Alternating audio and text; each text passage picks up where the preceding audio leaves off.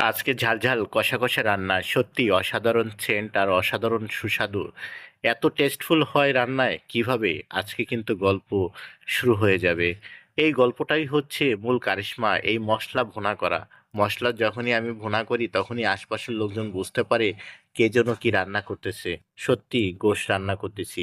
আর এই গোশের ফ্লেভারটা কিন্তু মশলার থেকেই চলে আসছে। গোশ কিন্তু এখনো দেইনি, তার আগে এই মশলাটা এত সুন্দর করে ভুনা করে নিয়েছি, যেটা সত্যি অনেক লোভনীয় একটি সেন্ট হয়েছে। আর এখন মাত্র আমি গোশ দিয়ে দিলাম।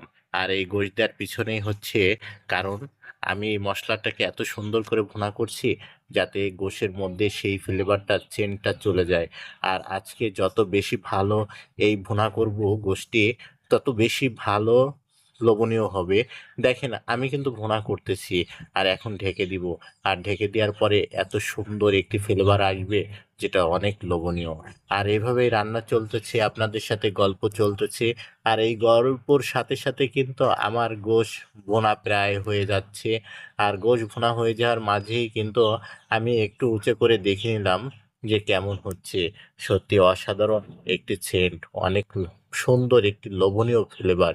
আর আমার সবসময়ের জন্য একটু বেশি ভালো লাগে, গোশটা যখন একটু বেশি সিদ্ধ হয় তখন খুব খেতে ইচ্ছা হয়, মোমের মতো হবে। আর খুব খুব লোভনীয় হবে। আর এত সুন্দর রান্না, সত্যি এগুলো কিন্তু সবসময়ের জন্য হয় না। অনেকে আছে গোশ রান্না করে কিন্তু সেন্ট হয় না, ফ্লেভার হয় না, সুস্বাদু হয় না, গোশ শক্ত থাকে। এগুলো কিন্তু স্বাস্থ্যের জন্য ক্ষতিকর। আর যার জন্য আমি সবসময়ের জন্যই একবার মোমের মতো করে ফেলি। আর দেখেন রান্না চলতেছে, তার রান্নার চলার সাথে সাথে কিছু কারিশমার কথাও বলে ফেললাম। আর এই কারিশমাটাই মূল কারিশমাই হচ্ছে, যত বেশি গোশ সিদ্ধ হবে, যত বেশি জাল হবে, তত বেশি এর ফ্লেভারটা বের হবে। কারণ এটি তো আমি প্রথমেই বের করে নিয়েছি। আর এখন আরো সেরকম সুস্বাদু এবং অনেক লোভনীয়।